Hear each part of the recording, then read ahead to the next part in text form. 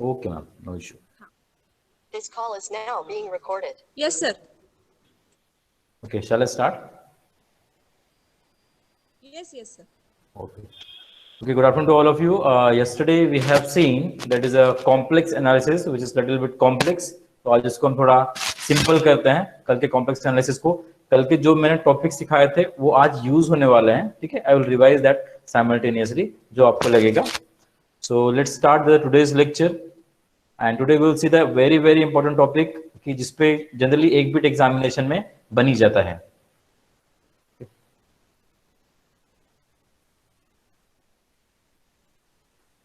Okay, I will share the screen.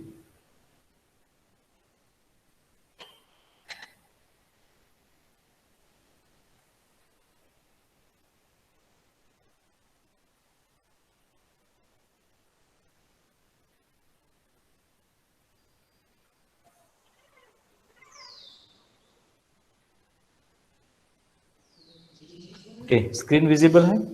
कोई भी बता दीजिए. ओके, ठीक है. और ऑडिबल हूं मैं properly? Yes, sir. Okay, so let's start today the functions of complex variable. Already we had defined what is the function of complex variable yesterday. आज हम थोड़ा सा सामने जाते हैं और कुछ इंपॉर्टेंट चीजें यहाँ पे डिफाइन करने वाले हैं, जैसे analytic function, Cauchy-Riemann equations. It is the most important part of the complex analysis. Then harmonic function क्या होता है? We will see the polar form of Cauchy-Riemann equation as well as the examples on the analytic functions, because in the examination they asked you ki check whether the given function is analytic or not and what are the conditions for the analytic and different things. So ये सब चीजें आपको पता होनी चाहिए.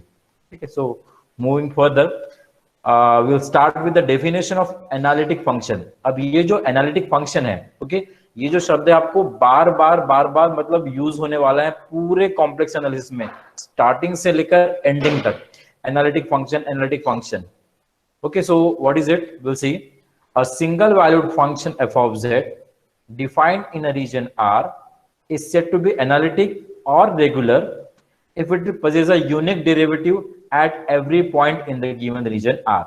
Okay, एक function है हमने ले लिया function of z which is a single valued function. अब single valued function का मतलब क्या होगा कि एक एलिमेंट को एक इमेज रहेगी, that is called as the single valued function, मतलब 1-to-1 करस्पॉन्डेंस. ओके, वैसे फंक्शन को हम एनालिटिक कब कहेंगे? एनालिटिक को हम रेगुलर भी कहते हैं. ओके, कब कहेंगे? When it possesses a unique derivative at every point in the given region R. अगर यूनिक डेरिवेटिव मतलब सिर्फ एक डेरिवेटिव प्रेजेंट होता है, पोजेस करता है, then the function is said to be a analytic function. So अगर कोई आपको फंक्शन दिया हुआ और आपको बोला है कि चेक करो कि ये फंक्शन एनालिटिक है या नहीं, तो उस समय अगर हम डेफिनेशन से चेक करते हैं तो it will be a very tedious task. तो हम उस समय कॉची-रीमान इक्वेशंस का यूज करते हैं. अब कॉची-रीमान इक्वेशंस क्या होते हैं वो हम देखेंगे. उसके पहले एक चीज और देख लीजिए. The points at which the function f of z is not analytic are called the singular points or singularities in that region, or it is also called as the poles. अब पोल्स के बारे में मैंने आपको discuss किया था last lecture में. Okay, तो ये पोल्स मतलब क्या है कि जहां पे हमारा फंक्शन एनालिटिक नहीं रहता है उस पॉइंट को हम कहते हैं इट इज सिंगुलर पॉइंट या अदरवाइज सिंगुलरिटीज, या it is also called as the poles of f of z. Analytic नहीं रहता है मतलब उसको यूनिक डेरिवेटिव एग्जिस्ट नहीं होगा या डेरिवेटिव एग्जिस्ट नहीं होगा, ये दोनों में से एक चीज रह सकती है, then the function is said to be a not analytic function. Okay, now further अभी हम देखते हैं it is CR equation, that is Cauchy Riemann equation, and using that we will identify whether the function is analytic or not. It is a very important thing. So necessary and sufficient condition we are saying for the function to be analytic in a given region R. हम complex function से deal कर रहे हैं. okay, so condition है necessary condition कि del u by del x should be same as del v by del y. देखिए यहाँ पे क्या हो गया, गलती से मैंने यहाँ पे del u by del y लिख दिया हूँ, थोड़ा सा यहाँ पे चेंज करता हूँ, it should be v here. Del u by del x should be same as del v by del y and del u by del y is same as minus del v by del x. अब देखिए आपको पता है कि u जो है it is also function of x and y, v is also function of x and y, और ये u और v कहाँ से आए हैं? हमारे f of z से. f of z को हम लिखते हैं u plus iv. Okay, this is u of xy, this is v of xy. So u is a function of xy. इसका मतलब मैं u को x से डिफरेंशिएट कर सकता हूं और y से डिफरेंशिएट कर सकता हूं पार्शियली, बिकॉज मेरे पास दो इंडिपेंडेंट वेरिएबल हैं, ठीक है। वैसे v is also function of x and y, तो मैं उसको x से डिफरेंशिएट कर सकता हूं और y से डिफरेंशिएट कर सकता हूं। तो ये अगर डिफरेंशिएशन ये इक्वेशन का सेटिस्फाई होते हैं, okay, then we say that the given function is a analytic function. इसे हम कहते हैं सीआर इक्वेशन या फिर कॉची-रीमान इक्वेशंस, ओके। इसको मैंने इस फॉर्म में लिखा, देखो del u by del x, इसको हमने लिख दिए यू सफिक्स एक्स, मतलब differentiation of the u with respect to the x. उसके बाद ये है del v by del y, मतलब this is what v suffix y, so ux should be same as vy and uy should be same as minus of vx। ये conditions आपको याद रखनी है, बिकॉज इस पे भी एक बार क्वेश्चन फ्रेम हुआ था, what are the Cauchy Riemann condition और कॉची-रीमान इक्वेशंस। तो ये आपको याद ही रखना है, बिकॉज इसका ही यूज करके हम सामने में फॉर्मेशन करने वाले हैं एनालिटिक फंक्शन का, ठीक है। वो चीजें फिर आपको अच्छे से याद रखनी है। ये हो गई नेसेसरी कंडीशन। अगर नेसेसरी कंडीशन सेटिस्फाई होती है, then we can say that the function is an analytic function, okay। and आपको sufficient condition भी देखनी पड़ेगी। दो चीजें हैं, okay, the sufficient condition is what, the partial derivatives del u by del x, del u by del y, del v by del x and del v by del y are continuous in the region R। मतलब अगर हम differentiate करते हैं u और v को with respect to the x and y partially, तो जो भी फंक्शन आएगा वो फंक्शन हमारा क्या होना चाहिए, कंटिन्यूअस फंक्शन। ये सफिशिएंट कंडीशन है function to be a analytic function. वैसे आपको मैक्सिमम इसी से डील करना है। ये वाला जो क्वांटिटी है ux is same as should be vy and uy should be same as minus of vx। is it okay? These are the Cauchy-Riemann equations we are having।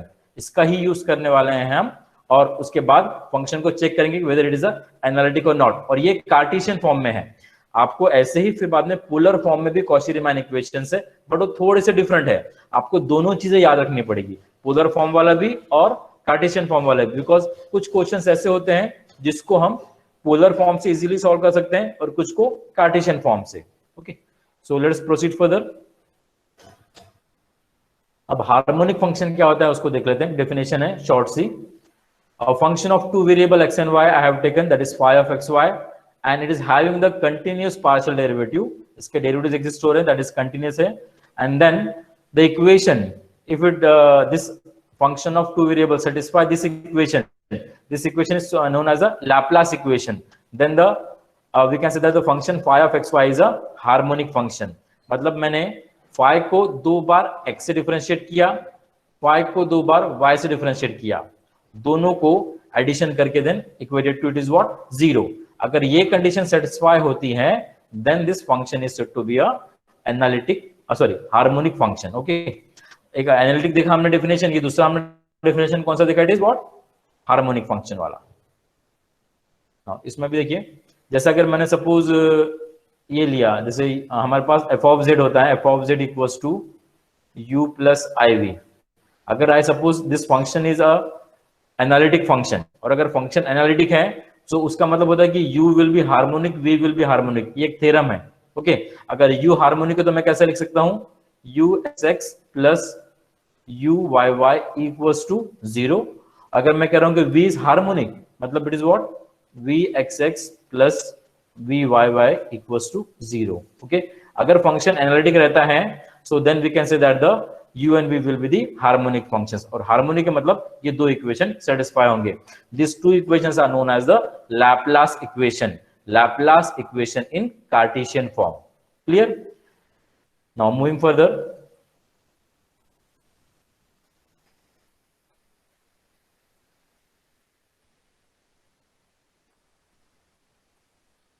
Okay, one more thing. यहां पे देखिए हमने phi को दो बार x से differentiate किया है, तो हमने उसको लिख दिया phi xx। phi को दो बार y से किया, that is what, phi yy equals to it is 0। ये नोटेशंस हम इस तरह के नोटेशन यूज कर सकते हैं, आपको याद रखना है दोनों में से। तो इजियर ये होता है लिखना, तो we use this notation usually. और जो थ्योरम मैंने अभी आपको बताया, if f of z equals to u plus iv is an analytic function, then u and v are harmonic. Harmonic मतलब then u(x)x plus u(y)y equals to 0 and v(x)x plus v(y)y equals to 0। तो इसका proof है, proof देखने का जरूरत नहीं है, हम सामने देखते हैं।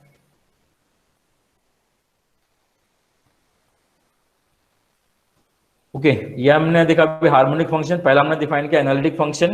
एनालिटिक फंक्शन को रिवाइज कर लीजिए, और single valued function is said to be analytic अगर उसका यूनिक डेरिवेटिव प्रेजेंस होता है हर एक पॉइंट के ऊपर, ठीक है। और उसके बाद हमने दूसरा देखा कि अगर कॉची रीमान कंडीशन सेटिस्फाई होती है then function is said to be it is what analytic function. Then तीसरा हमने हार्मोनिक फंक्शन डिफाइन किया, a function of two variable is said to be the harmonic if it satisfy the Laplace equation। अब हम देख रहे हैं polar form of Cauchy-Riemann equations. Okay इसको हम सब बाद में यूज करने वाले हैं, इसलिए मैं आपको ये सब चीजें भी यहाँ पे रिवाइज कर दे रहा हूँ। पोलर फॉर्म में आपको डायरेक्टली पोलर फॉर्म हम देख लेते हैं इसका, बिकॉज डेरिवेशन थोड़ा सा लंबा है, डेरिवेशन आपको बुक्स में मिल जाएगा। नाउ देखिए this is the polar form of CR equations, that is Cauchy-Riemann equations। Polar form मतलब it is what, polar coordinates कौन से रहते हैं, it is what r theta, Cartesians कौन से रहते हैं x और y। सो अभी हमने जो देखा था Cauchy-Riemann इक्वेशंस वो कार्टेशियन फॉर्म में था। क्या था वो कार्टेशियन फॉर्म में?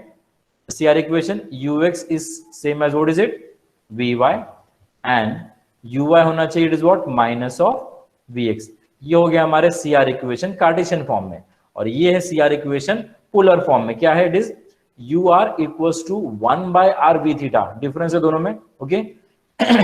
And then vr should be equals to minus 1 by r u theta. अब ur मतलब it is what differentiation of the u with respect to the r, v theta means it is differentiation of the v with respect to the theta. जब हम क्या कर रहे हैं, जैसे अगर हम r से डिफरेंशिएट करेंगे तो थीटा विल बी कांस्टेंट, और अगर थीटा से कर रहे हैं तो r विल बी कांस्टेंट। ये पार्शियल डेरिवेटिव का कांसेप्ट है। जैसे अगर मैं x से डिफरेंशिएट कर रहा हूं तो मुझे दूसरा वेरिएबल जो है उसको मुझे कांस्टेंट ट्रीट करना पड़ेगा, मतलब y विल बी कांस्टेंट, और अगर मैं y से डिफरेंशिएट कर रहा हूं तो x will be treated as it is constant. This is the concept of partial derivative, और जो हम यहां पे अप्लाई कर रहे हो पार्शियल डेरिवेटिव का कांसेप्ट अप्लाई कर रहे हैं because we are having the two independent variable. दो या दो से ज्यादा अगर इंडिपेंडेंट वेरिएबल आते हैं तब हम पार्शियल डेरिवेटिव का कांसेप्ट अप्लाई करते हैं, ये आपको याद रखना है।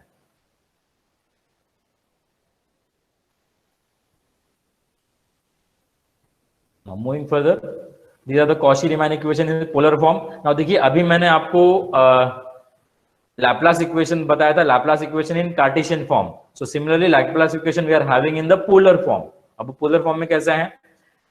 We are saying here f of z equals to u plus iv is analytic function where u and v are the functions of r and theta, then u and v are harmonic। अभी हमने देखा function अगर analytic है तो u and v will be the harmonic। अगर u और v harmonic है तो कार्टेशियन फॉर्म में हम उसको ऐसा लिख देते हैं, अगर u हार्मोनिक है तो हम लिख सकते हैं uxx plus uyy equals to 0, अगर v हार्मोनिक बोल रहे तो vxx plus vyy equals to 0। अब यहाँ पे देखिए मेरे पास f of z equals to ये क्वांटिटी है r और थीटा के टर्म्स में, then that time Laplace equation in polar form will be given by, it is this one, del square u by, it is what we are having, okay, del square u by del r square, del square r, sorry, del square u by del r square चाहिए, r square चाहिए, then plus 1 by r, okay, it is r square, plus 1 by r del u by del r plus 1 by r square del square u by del theta square equals to 0, okay। तो यहाँ पे देखिए हमने u को differentiate किया 2 times with respect to r, तो हम इसको लिख सकते हैं u r r plus 1 by r, it is u r plus 1 by r square, it is u theta theta equals to 0। तो ये हो गया हमारा लैपलास इक्वेशन किसमें? पोलर फॉर्म में। और अगर ये लैपलास इक्वेशन से सेटिस्फाई होता है then we say that the u is what harmonic function, and same thing we have written for that is what v। आपको सिर्फ u को रिप्लेस कर देना है v से, तो आपको ये सेकंड इक्वेशन आ जाएगा फिर, ठीक है। अब बस इतना याद रखना है आपको कंसेप्ट कि अगर फंक्शन एनालिटिक है मतलब उसमें u और v क्या रहेंगे? हार्मोनिक। अब हार्मोनिक रहेंगे तो they will satisfy the it is Cartesian form Laplace equation and as well as they will satisfy the polar form Laplace equation. तो लैपलास इक्वेशन सेटिस्फाई होता है, और कार्टेशियन में अलग है लैपलास इक्वेशन और पोलर में अलग है, वो आपको याद रखना है।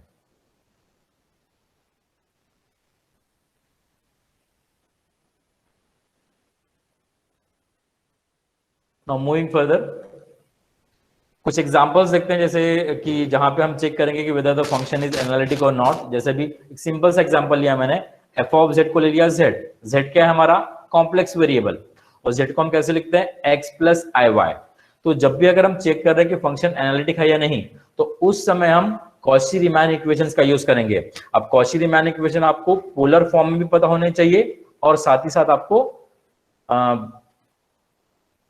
कार्टेशियन फॉर्म में भी पता होने चाहिए, ठीक है। So moving with the first example, जैसे अगर मैंने f ऑफ z लिखा इक्वल्स टू z, तो यहाँ पे आपका पहला जॉब बताइए, आपको u और v फाइंड आउट करना है, बिकॉज u को हम डिफरेंशिएट करते हैं with respect to x y, v को भी हम डिफरेंशिएट करते हैं with respect to x y, and then हम चेक करते हैं CR इक्वेशन सेटिस्फाई हो रहे हैं नहीं। जैसे अगर f of z equals to z है, तो आपको पता है कि f ऑफ z होता है u प्लस आई वी, और z क्या होता है, it is x plus i y. Okay, so the u will be it is what x, v will be it is what it is y। Compare करेंगे आप real और imaginary part, real part को अगर equate किया तो u will be x and v will be it is what y। now I differentiate the u with respect to the x and y partially and v with respect to x and y partially। तो अगर मैंने u को differentiate किया x से, क्या जाएगा, it is ux equals to it is y, because x का derivative with respect to the x it is 1। अगर मैंने y से डिफरेंशिएट किया तो x कांस्टेंट है और कांस्टेंट का डेरिवेटिव क्या हो जाता है, 0। क्लियर। अब v को करते हैं x से डिफरेंशिएट, तो ये हो जाएगा 0 बिकॉज y कांस्टेंट, और बाद में v को डिफरेंशिएट करने के y से, then this will be it is what 1 here, vy equals to 1। सो देखिए ये जो क्वांटिटी है हमारे पास आई हुई है, अब आपको चेक करना है कि CR इक्वेशन सेटिस्फाई हो रहे हैं कि नहीं। यहाँ पे तो देखिए यहाँ पे ux should be same as vy, सो ये हो गया ux और ये हो गया vy, ये दोनों सेम है, पहला कंडीशन तो ठीक है। उसके बाद uy is what 0, vx minus of vx है तो माइनस 0 इज सेम एज 0, तो मतलब सेकंड कंडीशन भी सेटिस्फाई हो रहा है। तो हमारे कॉची रीमान के दोनों कंडीशन सेटिस्फाई हो रहे हैं, तो हम बोल सकते हैं कि ये जो फंक्शन है f of z equals to z, it is what analytic function, and analytic everywhere, हर जगह पे वो एनालिटिक रहेगा, बिकॉज हर जगह पे ये कंडीशन सेटिस्फाई हो रही है। ये चीज क्लियर, आपको कंसेप्ट याद रखना है कि हम किस तरह से चेक करते हैं कि फंक्शन एनालिटिक है या नहीं। तो यहाँ पे आपको याद रखना है दो चीजें, कि आपको u निकालना है, v निकालना है, डिफरेंशिएशन करना है with respect to the x and y, v को भी डिफरेंशिएट करना है x और y से, और चेक करना है कि कॉची रीमान कंडीशन सेटिस्फाई हो रही है नहीं। ओके, अब सेकंड एग्जांपल में देखिए मैंने थोड़ा सा ही चेंज किया हूं, f ऑफ z को ले लिया मैंने z बार। अब आपको पता है z क्या है, it is x plus i y, तो z बार क्या रहेगा, z bar is a conjugate, तो हो जाएगा x minus i y. So second example देखते हैं हम, अगर मैंने z बार लिया it is x minus i y, यहाँ पे u आ जाएगा it is what x, v आ जाएगा माइनस y, डिफरेंशिएट कर देंगे। अब डिफरेंशिएशन आपको पता है, ठीक है, it is not a tough job, आपको करना है वो चीजें, हम डिफरेंशिएशन पे इतना स्ट्रेस नहीं करते, हम कंसेप्ट पे ध्यान देते हैं मेन। ओके, डिफरेंशिएशन तो यहाँ पे देखिए ux should be same as vy आना चाहिए, बट ये नहीं है, तो I can say that ux is not same as vy but uy same as minus vx। But देखिए जब भी हम अगर कॉची रीमान कंडीशन की बात करते हैं तो दोनों कंडीशन सेटिस्फाई होनी चाहिए, तब जाके हम कहते हैं कि फंक्शन क्या है, एनालिटिक। अब यहाँ पे एक कंडीशन जो है पहली सेटिस्फाई नहीं हो रही है बट सेकंड हो रही है, तो यहाँ पे जो हमारा फंक्शन है f of z equals to z bar, it will not be a analytic function, ये एनालिटिक नहीं रहेगा, बिकॉज दोनों कंडीशन सेटिस्फाई होना इट इज कंपलसरी है। क्लियर। तो CR equations are not satisfied and hence f of z equals to z bar is not analytic function. एक फिर z square का एग्जांपल एक शॉर्ट में मैं करवा देता हूं, इट इज z को आपने x प्लस आई वाई लिख दिया, इसको हमेशा u प्लस आई वी के फॉर्म में कन्वर्ट करना है। ओके, इसका स्क्वायर लिया तो आपको ये क्वांटिटी आ गई, रियल पार्ट हमारा x square minus y square है और imaginary it is what 2xy, इसको डिफरेंशिएट कर देंगे x से और y से। ओके, तो हमें ये क्वांटिटी मिलेगी, तो ux और vy सेम होना चाहिए, आ रहे हैं यहाँ पे, और uy is same as minus of vx, वो भी आ रहे हैं यहाँ पे, मतलब कंडीशन सेटिस्फाइड दोनों कंडीशन, तो f of z equals to z square will be a analytic function. तो ऐसा मुझे आपको क्लियर हो रहा है कि एनालिटिक फंक्शन हम कैसे डिसाइड करते हैं, ऐसे क्वेश्चन एग्जाम में रहते हैं। Okay, you will have options कि एनालिटिक है या नहीं है, फिर और कोई कंडीशन है उसके बाद, तो वो चीजें होती है। ठीक है, तो आपको कैसे निकालना है वो पता होना चाहिए, कैसे चेक करना है कि फंक्शन एनालिटिक है या नहीं। अब ये वाला फंक्शन हमारा f of z equals to log z, ठीक है, तो z को तो आप रिप्लेस कर देते हैं x प्लस आई वाई से। अब यहाँ पे देखिए इसको u प्लस आई वी के फॉर्म में लिखना है, तो आपके पास कोई लॉगरिथम का कोई ऐसा फॉर्मूला नहीं है जिससे आप u प्लस आई वी के फॉर्म में इसको लिख पाएंगे। ओके, तो उसके लिए आपको अब इसको कन्वर्ट करना पड़ेगा u प्लस आई वी के फॉर्म में, तो कैसे करेंगे सोचिए, बताइए मुझे।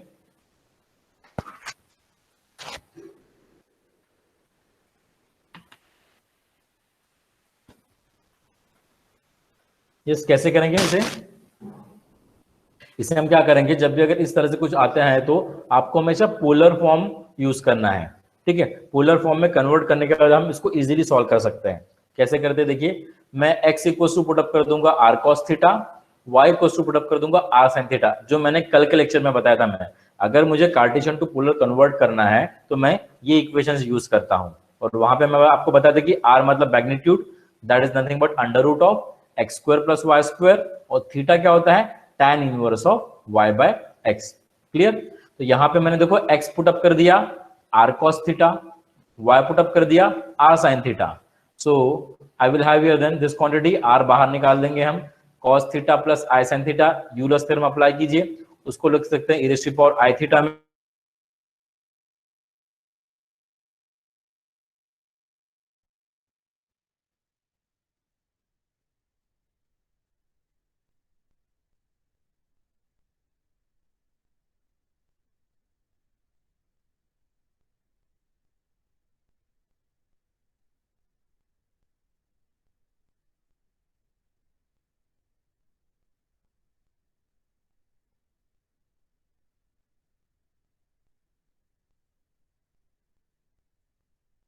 कर सकता हूं इससे, रियल पार्ट से,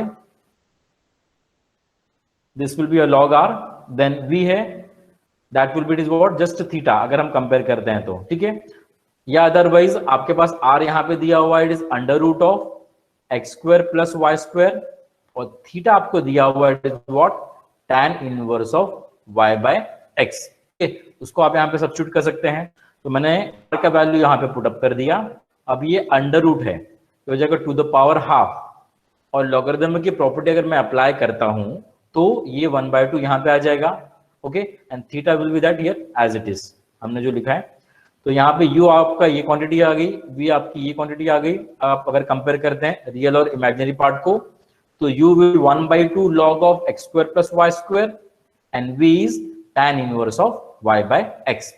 अब सिंपल सा जॉब है, u को डिफरेंशिएट कीजिए x और y से, v को कीजिए x और y से, और कॉची-रीमान इक्वेशन को चेक कर लीजिए। अभी डिफरेंशिएशन आपको आने चाहिए, I will not go into the detail of that, okay. तो चेक कीजिए, ux should be same as vy, आ रहा है, yes, and uy should be same as minus of vx, वो भी यहाँ पे सेटिस्फाई हो रहा है, मतलब कॉची-रीमान कंडीशन सेटिस्फाई हो रही है, बट एक पॉइंट में नहीं हो रही है। कौन सा point? That is at z equals to 0। क्यों, बताइए? Yes, anybody can tell this कि कॉची-रीमान कंडीशन मैं बोल रहा हूं यहाँ पे z इक्वल्स टू 0 पे नहीं हो रहा है सेटिस्फाई। क्यों नहीं हो रहा है बताइए? इस कोई बता सकता है?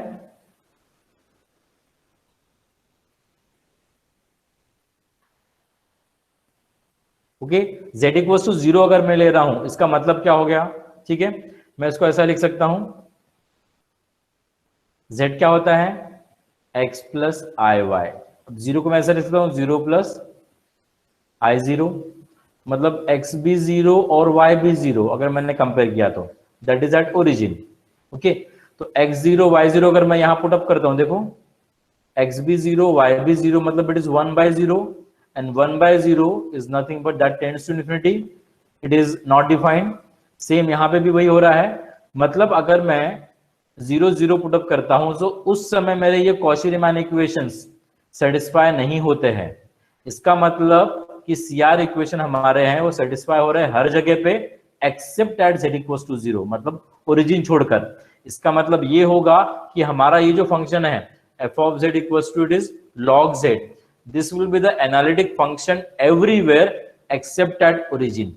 तो इस तरह से भी आपको कुछ क्वेश्चंस पूछे जाते हैं एग्जामिनेशन की, इस पॉइंट को एक्सक्लूड करके वो है, या फिर इस पॉइंट पे भी वो सेटिस्फाई कर रहा है CR इक्वेशन, या फिर एनालिटिक है या नहीं। तो आपको ऐसे कंक्लूजन निकालते आने चाहिए जहां पे अगर मैंने x0 y0 पुट अप किया तो हमको यहाँ पे दिख रहा है इस पॉइंट पे कि वो सेटिस्फाई नहीं हो रहा है CR equation, okay. Is it clear? मैंने आपको बताया कि बस आपको कैसे चेक करना है कि फंक्शन एनालिटिक है या नहीं, वो हम यहाँ पे देख रहे हैं। कुछ एग्जांपल्स देखें, अब जैसे ये सेम एग्जांपल है, मैंने आपको बताया कि इसको पोलर फॉर्म से भी हम सॉल्व कर सकते हैं। तो अगर हम पोलर फॉर्म से सॉल्व करेंगे तो उसके लिए आपको याद क्या रखना पड़ेगा, आपको याद करना पड़ेगा CR equation in polar coordinates. Okay, उसको हम यहां से स्टार्ट कर सकते हैं। देखो u plus i v equal to log r plus i theta है, तो u हो जाएगा लॉग आर, v हो जाएगा थीटा। ओके, और फिर वहां से हम स्टार्ट करते हैं, जैसे भी मैंने यहाँ पे लिखा हूं, यहाँ पे हमने u ले लिया लॉग आर, v ले लिया v थीटा। अब u को डिफरेंशिएट कीजिए आप r और थीटा से, v को कीजिए r और थीटा से। और अगर मैं u को डिफरेंशिएट करता हूं r से, इट इज 1/r, और vr रहेगा it is what 0 because theta is constant. वैसे फिर u theta will be it is what 0 because log r constant, and this is what v theta which is equals to 1। Okay, now further अब देखिए Cauchy-Riemann equation polar form में क्या होते हैं, ur should be same as 1/r v theta. तो ये ur है 1/r है, it is same as the 1/r v theta, तो सेम आ रहा है ये, दैट इज 1/r। और सेकंड कंडीशन है vr should be same as -1/r u theta. अब ये 0 0 है, मतलब डेफिनेटली सेकंड कंडीशन सेटिस्फाई होगी। Okay, therefore the CR equation in polar form get satisfied, function will B N analytic function but except at r equals to 0। अब ये r क्या होता है आपको मैं बताता, it is nothing but the distance from the origin to that point. तो अगर मैं r इक्वल्स टू 0 ले रहा हूं, मतलब पॉइंट कहां पर रहेगा, ओरिजिन पे, और at r equals to 0 this equation is not satisfying. Therefore again हम वही कंक्लूड करेंगे यहाँ पे कि function is analytic function everywhere except at r equals to 0। Is it okay? That is except at origin. Is it clear? ठीक है, so moving further now.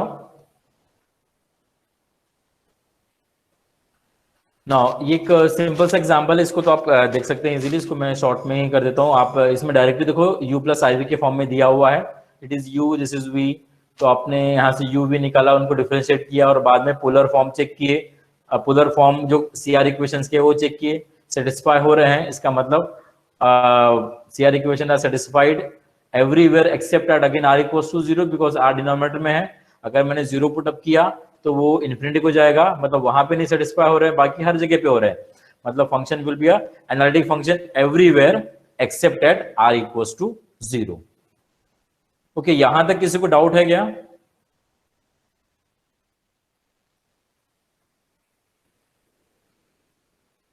Is it okay?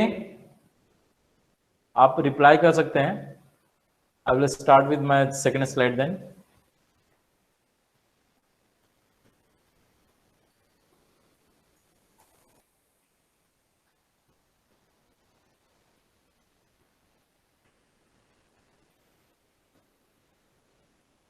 Screen visible है?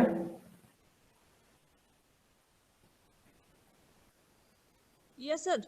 Okay, ठीक है। So now the second thing again हम देखते हैं अभी next topic.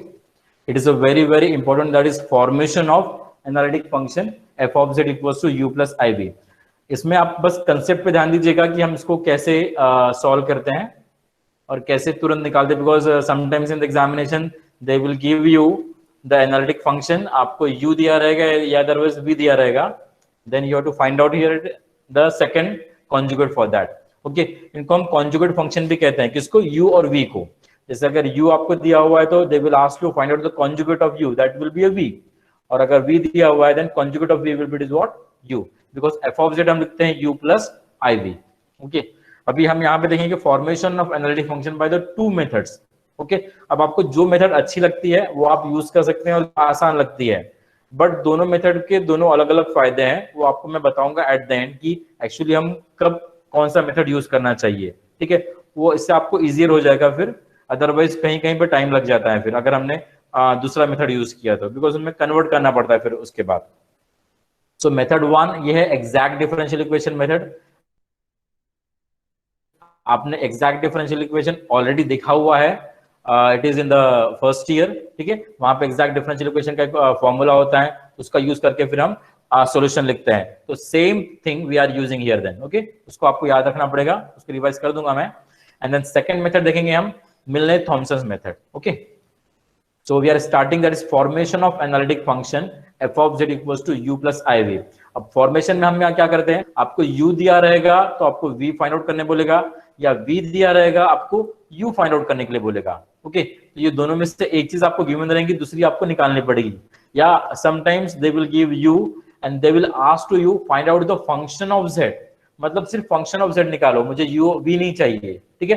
Function of z मतलब function which will be in terms of z only. तो उसके लिए हम जनरली मिलने थॉमसन यूज करते हैं, उसको हम देखेंगे। तो पहले तो हम एग्जैक्ट डिफरेंशियल इक्वेशन मेथड से डील करते हैं। देखिए इसमें हम क्या कर रहे हैं, मेथड 1 में पहले तो हमने फंक्शन ले लिया, it is f of z equals to u plus iv। Working procedure पे ध्यान दीजिए, ठीक है। अगर आपको एक एग्जांपल भी समझ गया तो आप बाकी के सब एग्जांपल इसमें इजीली कर सकते हैं।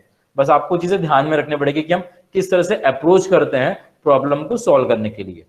तो f of z आपको दे दिया यहाँ पे u प्लस iv, वो आपको पता है it is analytic function.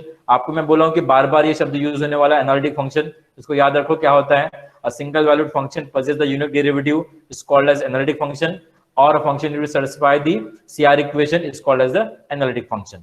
Clear? Now उसके बाद अगर फंक्शन एनालिटिक है तो वो CR इक्वेशन सेटिस्फाई करेगा। CR इक्वेशन में लिख दिया ux is vy, uy is minus vx. Okay? Now हम केस 1 लेते हैं। सपोज मेरे पास u दिया हुआ है, then it is asked to find out the conjugate v। मुझे u दिया हुआ है, मतलब मैं ux और uy निकाल सकता हूं। ओके, ux और uy ये चीज हम निकाल सकते हैं बिकॉज हम डिफरेंशिएट कर सकते हैं u को with respect to x and y। अब आपको निकालना है v फिर, ठीक है। कैसे निकालते हैं विल सी हियर। अब देखिए v is a function of two variable x and y, और अब यहाँ पे मैं टोटल डिफरेंशियल कोएफिशिएंट का कंसेप्ट लगाता हूं जो पार्शियल डेरिवेटिव से आता है। ओके, तो differential of v can be written as here it is vx dx plus vy dy। This is called as the differential of v। देखिए अगर v is a function of two variable है तो ऐसा लिख दिया। अगर v function of three variable रहेगा तो यहाँ पे एक और टर्म आ जाएगा। अगर तीन वेरिएबल समझो x y और z है तो यहाँ पे एक टर्म आ जाएगा, it is what vz dz। But यहाँ पे टू वेरिएबल का है तो हम टू वेरिएबल से डील करते हैं यहाँ पे। तो dv will be it is what vx dx plus vy dy। अब इस इक्वेशन से हम निकालेंगे इट इज व्हाट v, इसका हम इंटीग्रेशन कर लेंगे तो आपको v मिल जाएगा। ओके, अब बिफोर दैट हम क्या करते हैं, हमको दिया हुआ है u, तो हम ux और uy निकाल सकते हैं। ओके, तो हमने ux और uy यहाँ पे निकाल लिया। ओके, और यहाँ पे देखिए ये जो vx और vy है CR इक्वेशन का यूज करके हम इसको रिप्लेस कर सकते हैं। vx क्या होगा, देखो vx will be minus of uy। Okay, vx will be minus of uy and vy will be it is ux। इसको रिप्लेस कर दिया आपने, आपको ये क्वांटिटी आ गई यूजिंग CR इक्वेशन। dv हमने ऐसा लिख दिया। नाउ आफ्टर दैट हम इसको कंपेयर करेंगे mdx प्लस ndy से। मैं आपको यहाँ बता रहा हूँ कि ये एग्जैक्ट डिफरेंशियल इक्वेशन कैसे हैं, बिकॉज हम उसका कंसेप्ट अप्लाई करने वाले हैं। तो बस इन शॉर्ट आपको बता देता हूँ। अगर हमने कंपेयर किया तो m will be minus uy, n will be it is what ux, उसको हमने यहाँ पे लिस्ट आउट कर दिया। एग्जैक्ट डिफरेंशियल इक्वेशन कब कहते हैं हम, आपको अगर याद होगा तो अगर मैंने फंक्शन लिखा है, देखिए ये इक्वेशन लिख दिया mdx plus ndy equals to 0। This equation is said to be the exact differential equation कब, when del m by del y is equals to del n by del x। अगर ये equation satisfy होता है, मतलब ये condition satisfy होती है, then this equation is said to be the exact differential equation. तो हम यहाँ पे वो करके देखेंगे, जैसे यहाँ पे किया मैंने del m by del y तो जगह माइनस uy। ओके, फिर यहाँ पे मैंने डिफरेंशिएट करना है इसको x से, तो जगह ux। अब देखिए सेम लग रहा है क्या दोनों, ये तो माइनस uy और ये ux है, तो सेम रह सकते हैं क्या ये, बताइए।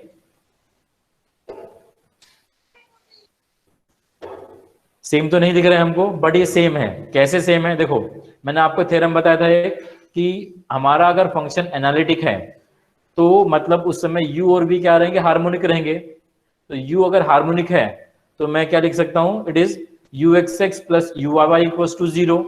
इसी का मतलब कि uxx will be same as minus uyy। Okay, तो देखिए यहाँ पे uxx है और माइनस uyy, अगर दोनों सेम है मतलब मैं बोल सकता हूँ कि del m by del y equals to del n by del x। देखिए कंसेप्ट आपको बस ध्यान में रखना है, उसी को हम सामने में अप्लाई करते जाते हैं ये सब चीजें, ठीक है। तो ये अगर कंडीशन सेटिस्फाई हो गई है तो मैं dv equals to mdx plus ndy, इसको मैं बोल सकता हूं कि it is what exact differential equation. और अगर ये एग्जैक्ट डिफरेंशियल इक्वेशन है then equation will be given by, that is solution will be given by, हम क्या निकाल रहे हैं यहाँ से v निकाल रहे हैं, तो v will be integration of m dx keeping y constant. m क्या है हमारा, m is nothing but the coefficient of dx। Okay, उसके बाद then plus terms of n independent of x into dy plus c। Okay, so ये जो n है, n क्या है हमारा, it is coefficient of dy। इसमें आपको ऐसे टर्म्स लेने हैं जो इंडिपेंडेंट ऑफ x है।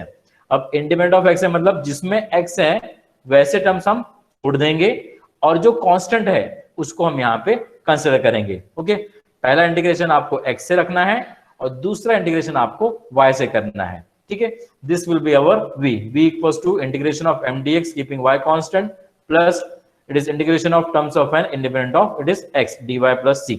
ये फॉर्मूला आपको याद रखना है। अब यहाँ पे हमने क्या देखा कि आपको u दिया था और आपको v निकालना पड़ा। सेम ऐसा भी हो सकता है, आपको v दिया हुआ है and they will ask to find out it is what u।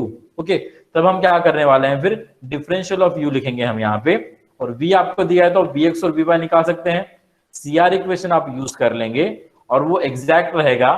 तो यहाँ पे जिस सिर्फ u के जगह पे क्या आ जाएगा, it is what, sorry v की जगह पे क्या आ जाएगा, it is what u। Okay, and this will be the solution.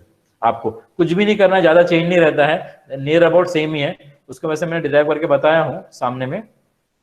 जैसे सपोज हमको v दिया हुआ है, u निकालना है, तो मैंने पहले du लिख दिया, it is ux dx plus uy dy। CR equation use कर देंगे तो ux को vy से रिप्लेस कर देंगे और uy को माइनस vx से। ठीक है, CR इक्वेशन यहाँ पे यूज किया, फिर कंपेयर किया, उसको एग्जैक्ट प्रूव किया हमने। एग्जैक्ट प्रूव करने के बाद solution will be is what, u equals to integration of m dx plus integration of terms of n independent of x dy plus c। मतलब आपको याद क्या रखना, ये वाला फॉर्मूला बहुत इंपॉर्टेंट है। ओके, बिकॉज ये फॉर्मूले से आपको u और v निकल जाता है। बाकी ये सब चीजें उतना इंपॉर्टेंट नहीं है। ठीक है, बस आपको मैं कंसेप्ट समझाने के लिए बताया कि एग्जैक्ट कैसे हो रहा है। आपको फॉर्मूला तो यही याद रखना है और CR इक्वेशंस बस। ओके,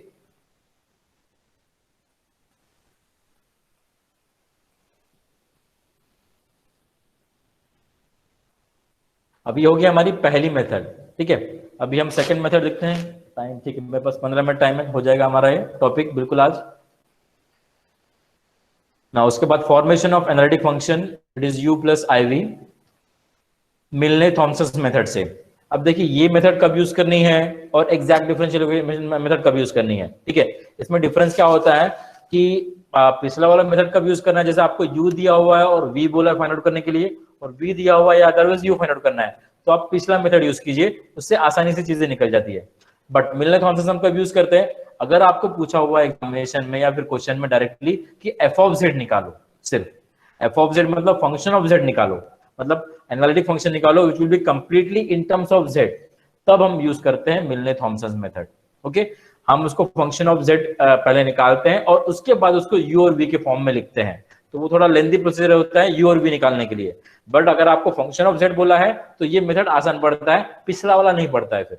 ओके, तो आपको दो चीजें क्लियर हो गई होगी कि आपको कब यूज करना है पहला मेथड और सेकंड मेथड। मिलने थॉमसन कब यूज करना है, जब आपको सिर्फ बोला कि फंक्शन ऑफ z निकालो, और पहला मेथड कब यूज करना है, जब आपको u दिया हुआ है और v निकालना है, या v दिया हुआ है और u निकालना है। ओके, सो मिलने थॉमसन मेथड का तो मैं ओके प्रूफ नहीं बताता हूं कि जैसे मैंने उसका करके बताया, तो इसका हम वर्किंग प्रोसीजर देख लेते हैं। Working procedure of it is मिलने थॉमसन मेथड। ठीक है, इसमें हम क्या करते हैं, सपोज मेरे पास u दिया हुआ है, हमको v निकालना है उस टाइप में, तो पहले हम क्या करते हैं, f ऑफ z जो है u प्लस iv, इसको मैं डिफरेंशिएट कर देता हूं। अगर मैंने इसको डिफरेंशिएट किया with respect to the x, तो मुझे क्या मिल जाएगा, it is what, ux plus ivx। Okay, और लेफ्ट में मिलेगा it is what, f dash of z। अब उसके बाद आपको u दिया हुआ है तो आप ux और ui निकाल सकते हैं। तो मेरे पास ux तो है बट vx नहीं है, तो vx को मैं रिप्लेस कर दूंगा by using CR equation. vx होता है माइनस ऑफ ui, तो यहाँ पे आपने लिख दिया माइनस ऑफ ui। मतलब आपको फंक्शन का डेरिवेटिव निकाल लेना है और उसके बाद CR इक्वेशन यूज कर लेना है यहाँ पे।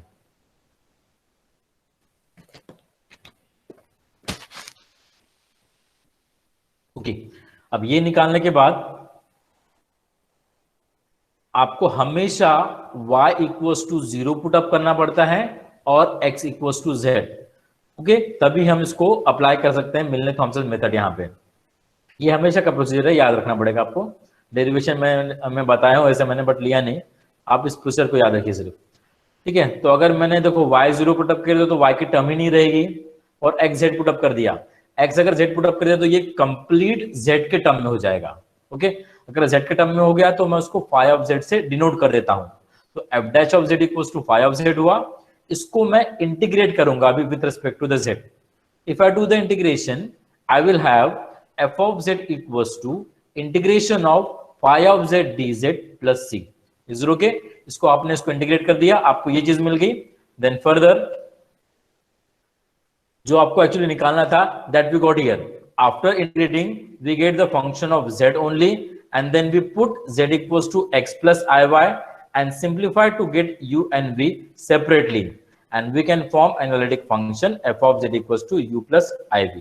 ठीक है, फंक्शन ऑफ z आपको यहीं पे मिल जाएगा, और अगर आपको u और v निकालना है तो उसके लिए आपको z equals to x plus iy put up करके उसको सिंप्लीफाई करना पड़ेगा। सिंप्लीफाई करने के बाद आपको u और v दोनों मिल जाएंगे। वैसे आपको तो u तो दिया रहेगा, v हम फाइंड आउट कर रहे हैं यहाँ पे। ओके, तो ये थोड़ा सा लंबा जाता है सिंप्लीफिकेशन में, इसलिए फिर हम इसको अवॉइड ही करते हैं u और v निकालने के लिए। अगर फंक्शन ऑफ z पूछा है तो आपको ये चीज भी करनी है। जैसे भी हमको v दिया हुआ है, u निकालना है, यहाँ पे सेम में से जाएंगे हम। डेरिवेटिव ले लिया पहले, CR इक्वेशन यूज कर लिए, उसके बाद y इक्वल्स टू 0 पुटअप कर दिया, x equals to z put up कर दिया, इन टर्म्स ऑफ z आ गया पूरा इक्वेशन, इंटीग्रेशन कर लेंगे और आपको आ जाएगा ये फंक्शन ऑफ z। और फिर z इक्वल्स टू को आप x प्लस iy पुटअप कर देंगे and you will have the then u and v separately. Is it okay? अब एक सिंपल सा एग्जांपल देखते हैं इसके ऊपर, दोनों मेथड से हम सॉल्व करते हैं इस एग्जांपल को।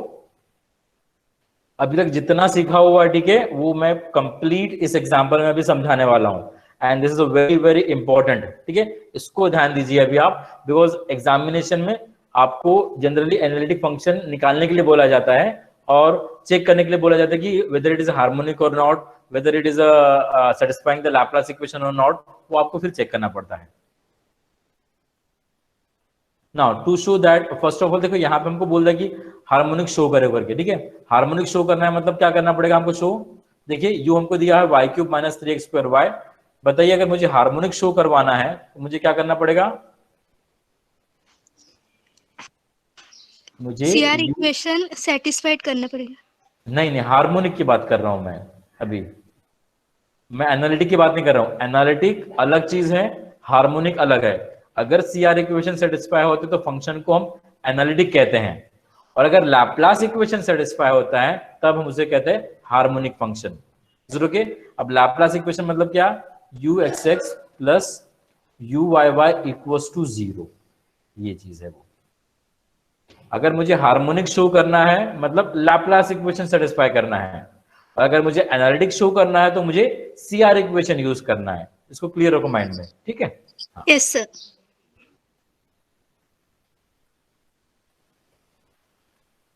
सो प्रोसीड फर्दर।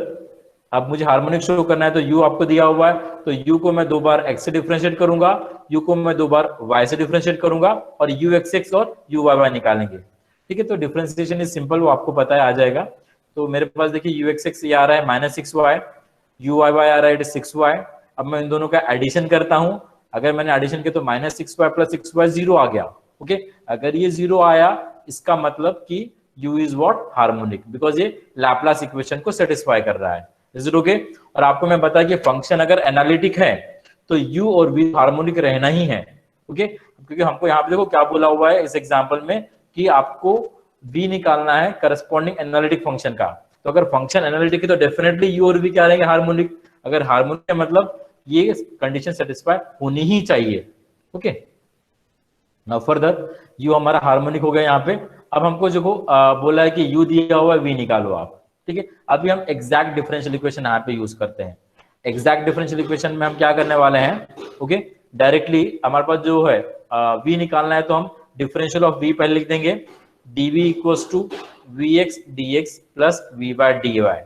अब हम यहाँ पे CR इक्वेशन यूज करेंगे।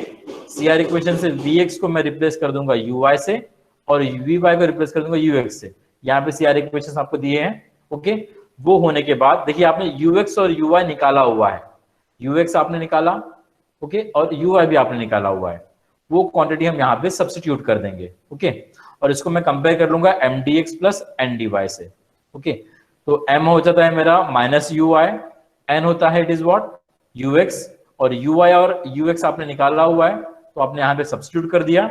ओके, यू आई देखिए आपका क्या था, you I is what 3y square minus 3x square, तो हमने यहाँ पे सब्स्टिट्यूट किया, माइनस से मल्टीप्लाई किया बिकॉज यहाँ पे माइनस ऑफ यू आई है, ये हमको सिंप्लीफाइड हो गया। और वैसे फिर आपको निकालना है it is what n equals to u x, तो यू एक्स क्या रहेगा माइनस ऑफ 6y।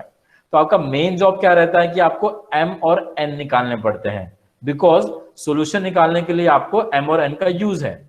तो सॉल्यूशन क्या होता है, v equals to integration of m dx keeping y constant plus integration of terms of n independent of x dy plus c।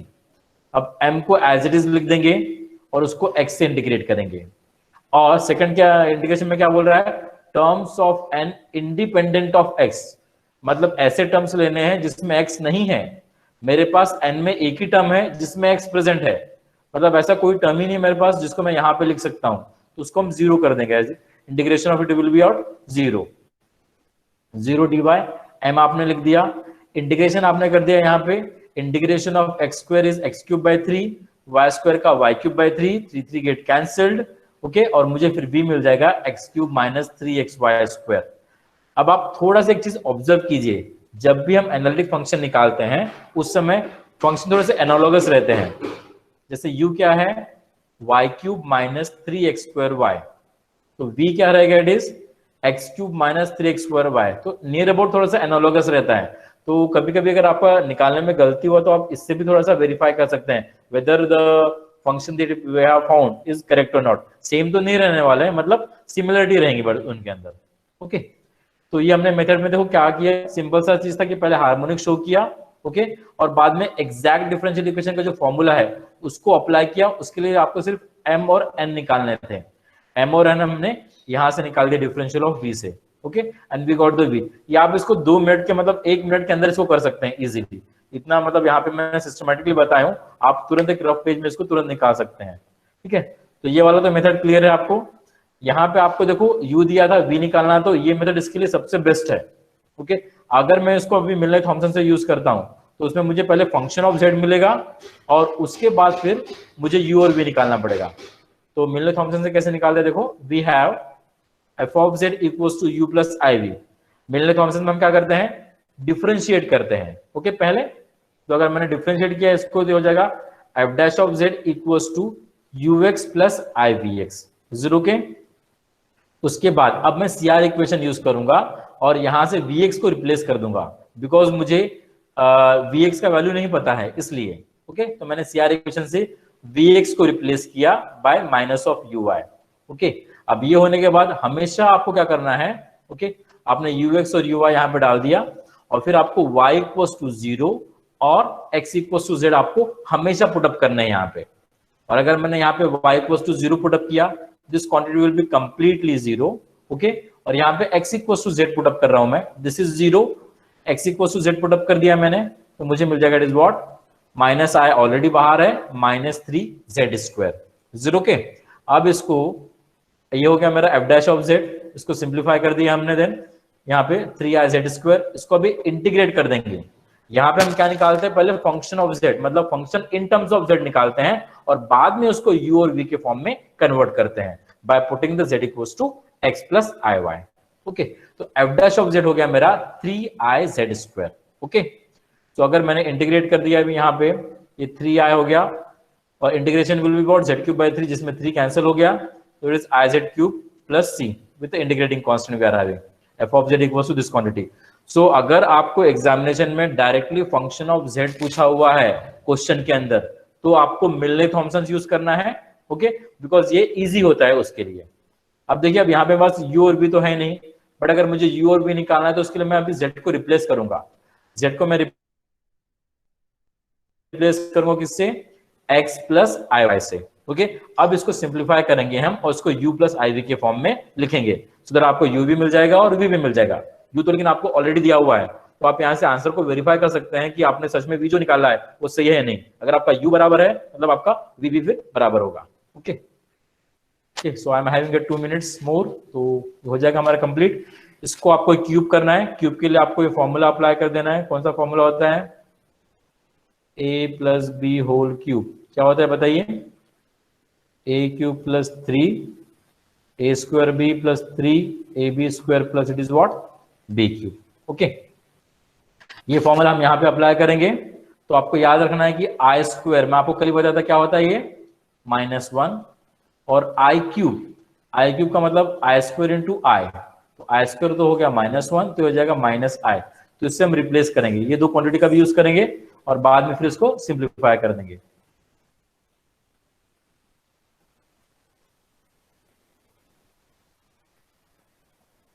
ठीक है, इसको फिर मैंने आई स्क्वायर लिया, ये -1 हो गया यहाँ पे, और यहाँ पे आई क्यूब, इसको -i लिख दिया, फिर आई से मल्टीप्लाई कर देंगे हम इसको, तो मुझे फिर ये मिल गई। अब इसमें हम रियल और इमेजिनरी पार्ट सेपरेट करेंगे।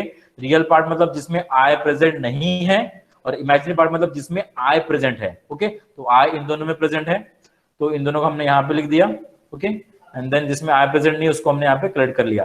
तो ये हो गया हमारा, it is what? u plus i v. देखो u आपको दिया था y cube -3x square y already, and this is our v, this x cube -3xy square. तो यहाँ पे आपने देखा होगा कि यहाँ पे आपको z को रिप्लेस करना पड़ता है, x प्लस आई वाई से सिंप्लीफाई करना पड़ता है, तब जाके आपको फिर v मिलता है। तो ये थोड़ा लंबा जाता है। ठीक है, अगर आपको डायरेक्टली v बोला है, पूछ रहा है, तो आप एग्जैक्ट डिफरेंशियल इक्वेशन यूज कीजिए, और आपको अगर फंक्शन ऑफ z बोला है सिर्फ, तो आप मिलने थॉमसन यूज कीजिए, बिकॉज वो आसान रहता है। बिकॉज पिछले इसमें हम क्या करते हैं, v निकाल लेते हैं, फिर u और v हम यहाँ पे पुट अप करते हैं, फिर सिंप्लीफाई करते हैं, फिर वहां से फंक्शन ऑफ z निकालना, मतलब वो थोड़ा सा टीडियस टास्क है। तो बेटर वे फिर आप मिलने थॉमसन यूज कीजिए। देखिए, it is not a big method, वैसे बहुत ही छोटा सा मेथड है मिलने थॉमसन, 2 लाइन में 3 लाइन में आंसर आ जाता है। इसको भी आपको सिर्फ 1 से 2 मिनट ही लगते हैं आंसर निकालने के लिए, आपको बस कंसेप्ट याद रहना चाहिए। ओके, तो ओके, आज मैं बस रिवाइज कर देता हूं हमने क्या पढ़ा है। हमने पहले देखा एनालिटिक फंक्शन। एनालिटिक फंक्शन मतलब a single valued function which possesses unique derivative at every point, उसे कहते हैं एनालिटिक फंक्शन, या फिर a function which satisfy the Cauchy-Riemann condition, उसे कहते हैं हम एनालिटिक फंक्शन। ये पहला पार्ट हो गया। उसके बाद हार्मोनिक फंक्शन पढ़ा हमने। हार्मोनिक फंक्शन मतलब a function which satisfy the Laplace equation, okay, उसे हम कहते हैं हार्मोनिक फंक्शन। अब लैपलास इक्वेशन पोलर फॉर्म में अलग होते हैं और कार्टेशियन फॉर्म में अलग होते हैं, वो मैंने आपको बताया हूं। और एक चीज हमने थ्योरम देखी, अगर f of z equals to u plus i v, ये मेरा एनालिटिक फंक्शन है, तब हम कहते हैं कि u और v क्या रहते हैं? Harmonic. It is u x x equals to, sorry, u x x plus u y y equals to 0 and v x x plus v y y equals to 0, ये सेटिस्फाई होगा। ठीक है, अब उसके बाद फिर आपको सीआर इक्वेशन हमने चेक किए। सीआर इक्वेशन हमारे कार्टेशियन फॉर्म में क्या होता है? ux equals to v y, sorry this is v y, and what is it? uy equals to minus of vx। ये आपको याद रखना है। पोलर फॉर्म में बताइए क्या होता है CR equation? ur equals to 1 by r v theta, and then it is vr equals to -1 by r u theta. ये हमारे हो गए सीआर इक्वेशन कार्टेशियन फॉर्म में और पोलर फॉर्म में, इसका मैक्सिमम जगह पे यूज होता है। और उसके बाद अभी लास्ट में हमने देखा it is exact differential equation method और Milne Thomson method, okay, to solve और to find out the solution, that is to form the analytic function. Exact differential equation में हमने क्या किया था, आपको अगर u दिया हुआ है, v निकालना है, तो पहले dv आपने लिख दिया, वहां से आपने इसका डिफरेंशियल कोएफिशिएंट लिख दिया। डिफरेंशियल कोएफिशिएंट लिखने के बाद ओके आपने सीआर इक्वेशन यूज किए, और सीआर इक्वेशन यूज करने के बाद फिर आपने यहां से निकाला m और n। m और n निकालने के बाद आपके पास फॉर्मूला आता है, ओके, वहां से आप v निकाल सकते हैं। It is integration of m dx keeping y constant plus integration of it is what terms of n not containing x करके इक्वल्स टू c। ये फॉर्मूला यूज करके हम बाद में v निकाल सकते हैं या फिर u। और मिलने थॉमसन में क्या होता है? मिलने थॉमसन में आपको फंक्शन दिया हुआ है, उसका डेरिवेटिव लिया एंड सीआर इक्वेशन यूज किए, और ये आपको हमेशा अप्लाई करना है। y equals to 0, x equals to z, तो आपको फंक्शन ऑफ z मिल जाएगा, उसको इंटीग्रेट कर दो, आपको आंसर आ जाएगा फिर। ओके, तो इस तरह से चीजें हमको प्रोसीड करनी पड़ती हैं ये सॉल्व करने के लिए, that is to find out the analytic function. तो आज के टॉपिक में किसी को कोई दिक्कत है क्या? यस, आप पूछ सकते हैं.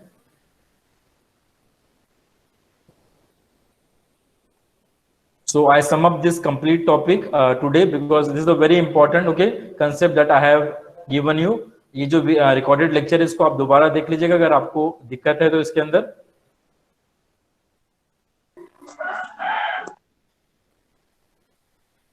Okay, thank you all of you for patience listening. अगर कोई भी दिक्कत है तो आप मुझसे पर्सनली भी पूछ सकते हैं अगर कहीं पे आपको दिक्कत आ रही है, या अदरवाइज आप मैम को बता दीजिएगा. I will communicate that particular difficulty to you and I'll solve that. Okay. Thank you so much to all of you. Thank you so much, sir. Students, any queries from your side?